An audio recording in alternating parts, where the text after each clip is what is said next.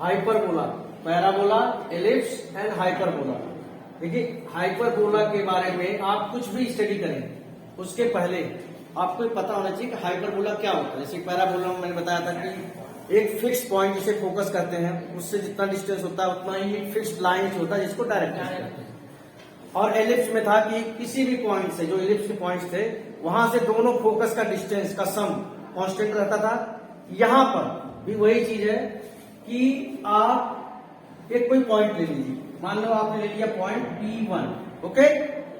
तो P1 से कौन सा डिस्टेंस बड़ा है, P1 F1 कि P1 F2? तो P1 F2 minus P1 F1 equal to किसके होगा? अगर मैं यहां कोई पॉइंट ले लेता हूं, यहां पर मान लो ले लिया हमने कोई पॉइंट ले लिया P2, तो P2 से कौन सा डिस्टेंस ज्यादा है? P2 माइनस यानी एलिप्स में आप सम दिखाते थे कि दोनों डिस्टेंस का सम सेम है, कांस्टेंट है। बट यहां पर जो पॉइंट्स लाई करते हैं हाइपरबोला पर उनका डिफरेंस, अब डिस्टेंस तो कभी निगेटिव में होता नहीं है। हालांकि P1 F2 ना तो P1 F2 निगेटिव होगा ना P1 F1। इसको अगर कोई पहले भी लिखता है इसको बाद में लिखता है तो उसको ध्यान रखना पड़ेगा लेकिन इस बात का। लेकिन मैं जानबूझ के बड़ी वाली डिस्टेंस को पहले लिखता हूँ, छोटी वाली डिस्टेंस को बाद में, जिससे आपसे कोई गलती ना हो। अब मान लो कोई पॉइंट लेता P3, तो उसके लिए भी इतना तो क्लियर है कि जब इस पे लेगा तो इधर वाला डिस्टेंस ज्यादा होगा। अब मोस्ट इंपॉर्टेंट थिंग क्या है, मैं बगल में एक एलिप्स भी बना दूंगा जिससे कि आपको कंपैरिजन करने में कोई ज्यादा दिक्कत नहीं होगी। अब बात आ रही कंपैरिजन, हाइपरबोला में आप समझ गए difference of distances from foci, जिसको आप F1 एंड F2 कहते हैं, is always a constant quantity. Constant quantity होती है ना, उसे कहा जाता है। तो अब इस आपका वो मैं थोड़ा सा आपकी हेल्प के लिए, तो यहां पर आप -C,0 और यहाँ पर C,0 हेल्प मिलेगी आपको, इसलिए मैं लिख रहा हूँ A0 और -C,0। ये फोकाई थे और आपके वर्टिसेस थे, राइट। यहां पर भी ऐसे बस एक फर्क आ जाएगा, अगर ये फोकस है बेटा और एक्स एक्सिस पर आप देख रहे हैं, इसका बड़ा वाला पार्ट जो है एक्स एक्सिस पर आ रहा है, तो जैसे एलिप्स में जो एक्सिस, जिस एक्सिस पर एलिप्स लाई करता था उसको आप मेजर एक्सिस कहते थे ना, यहां पर नाम चेंज कर दीजिए, बड़े वाले एक्सिस को ट्रांसवर्स एक्सिस क्या कहते हैं? Transverse axis, okay. अच्छा, फोकस को जैसे यहां पर ±C0, तो यहां पर भी ±C0 ही होता है, यानी ये हो जाएगा C,0 और एक -C,0। वर्टिसेस यहाँ A,0 -A,0, तो यहां पर भी वर्टिसेस A,0 और -A,0। वर्टेक्स वो पॉइंट होता है जो एक्सिस को, हाइपरबोला है, हाइपरबोला एक्सिस को जिस पॉइंट पे इंटरसेक्ट करता है वही चीज क्या कहलाती है? वर्टेक्स कहलाती है। तो यहां पर मैंने आपको बताया था कि A बड़ा होता है किससे, मतलब distance of this point from origin is greater than distance of this point from the origin. दूसरी तरीके से मैं कहूं कि वर्टिसेस ज्यादा बड़ी होती है किससे? फोकस से, ठीक है ना। लेकिन यहां पर ऐसा नहीं है, यहां पर देखिए, यहां पर कौन बड़ा है? फोकस। यानी अगर मैं आपसे इसेंट्रिसिटी की बात करूं, किसकी बात करूं? जो मैंने आपको सिखाया है ratio of length of focus and length of vertices, distance जो होता है, distance of focus and distance of vertices, उसका रेशियो एलिप्स के केस में क्या आता था? E क्या आता था एलिप्स के केस में? Less than. In case of hyperbola क्या आएगा? क्लियर है? क्यों ग्रेटर देन 1 है? क्योंकि यहां से यहां तक का डिस्टेंस बड़ा है, इससे तो न्यूमरेटर में चीज बड़ी होगी, that will be greater than 1। अब यहां पर आप थोड़ा सा देखिए कि ये पॉइंट जो है इट विल, अच्छा दूसरा पॉइंट जो आता है इसी के पैरेलल यहां पर लाइन खींचिए तो कहीं ना कहीं इंटरसेक्ट करेगा। तो दूसरा पॉइंट जो आपका आएगा जिसको आप लिखेंगे 0B और 0, ठीक है ना।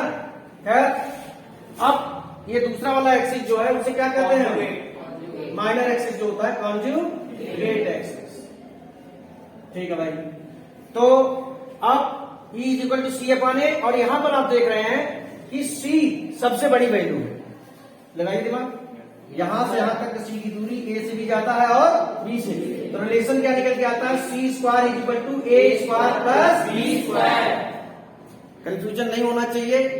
एलिप्स में होता था C square equal to A square minus B square, लेकिन यहाँ पर सी सबसे बड़ी क्वांटिटी है, तो C square equal to A square plus B square. Eccentricity का फार्मूला वही रहेगा, लेकिन ये फार्मूला देखो चेंज हो गया है। वहां पर आप देखेंगे इसके केस में बताया गया था कि A square equal to B square plus C square, यानी सी स्क्वायर इक्वल टू क्या होगा, A square minus B square ellipse के केस में। लेकिन हाइपरबोला केस में C square equal to A square plus B square. Eccentricity greater than 1 होता है। अब मैं बात करता हूं length of transverse axis. Transverse axis की लेंथ कितनी होगी, एक ए इधर हो गया और एक ए इधर हो, 2a, और वैसे ही कॉन्जुगेट एक्सिस का 2b। फार्मूला चेंज नहीं हुआ है। अब आती है बात लेटस रेक्टम, जो बार बार यूज होता है। लेटस रेक्टम क्या होता है जी? लेटस रेक्टम का भी डेफिनेशन वही है, कोई लाइन जो फोकस से पास करे और टच करे इसको, हाइपरबोला को दूसरे दोनों पॉइंट पे, दोनों एंड पे टच करे, मतलब अपने आप को एंड करे और परपेंडिकुलर टू एक्सिस सेम होगा।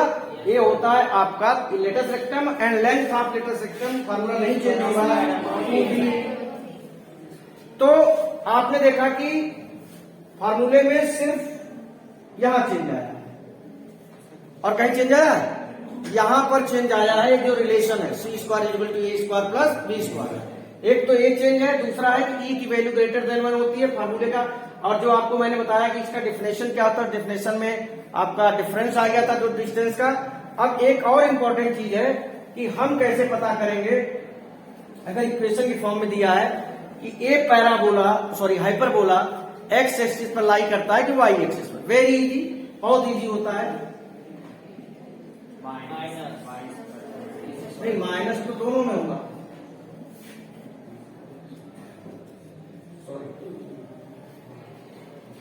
माइनस तो दोनों में होगा। आपको राइट हैंड साइड में 1 होना चाहिए पहले तो। ये बात कई जगह आपको कंफ्यूज करेंगे, राइट हैंड साइड में 1 नहीं रखते हैं। तो मैं आपको बताऊं राइट हैंड साइड में क्या होना चाहिए, 1। अब राइट हैंड साइड में 1 है और माइनस आ रहा है, तो जो पहले आएगा, अगर x पहले आ रहा है तो किस पे है, x एक्सिस पर, और y पहले आ रहा है तो y एक्सिस पर। जो पहले आएगा, जो वेरिएबल पहले आएगा उस एक्सिस पे लाई करेगा। कौन सा, ट्रांसवर्स एक्सिस, यानी जिसे आप मेजर एक्सिस कहते हैं, ठीक है। लेकिन कभी कभार ये लोग क्या करते हैं, इधर -1 लिख देते हैं, तब आपको दिमाग लगाना पड़ेगा। अगर इधर -1 आया तो पूरे इक्वेशन में -1 का मल्टीप्लाई, क्योंकि राइट हैंड साइड हमें 1 चाहिए। क्या चाहिए, 1। उसके बाद आपको जो पहले चीज दिखाई देगी दैट विल बी, मतलब उस हाइपरबोला इस एक्सिस पे लाई करता है। क्लियर है। हाइपरबोला से रिलेटेड मैं आपको शॉर्टकट में बता दूं कि एक्स एक्सिस वाला जो है तो फोकाई का क्या होगा, फार्मूला अगर बताऊं कि फोकाई का क्या होगा, पॉइंट, फोकाई को कैसे बताओगे, तो आप कहोगे sir plus minus C comma 0, vertices, coordinates of vertices a comma 0। और अगर यही चीज वाई एक्सिस पे चली जाएगी तो 0 प्लस माइनस a। और eccentricity, e relation, length of latus rectum, length of transverse axis जिसे मेजर एक्सिस भी कहते हैं, लेंथ ऑफ कॉन्जुगेट एक्सिस, इन सब का फार्मूला वही रहता है, चाहे एक्स एक्सिस पर हो चाहे वाई एक्सिस पर। बस ये 2 लोग चेंज हो जाते हैं, कौन, coordinates of foci and coordinates of vertices, ये 2 लोग चेंज हो जाते हैं, बाकी कुछ भी नहीं चेंज होता। क्लियर है। तो दोनों एक्सिस के, और आप ये आइडेंटिफाई करना भी सीख गए कि एक्स एक्सिस का है कि वाई एक्सिस। क्लियर है।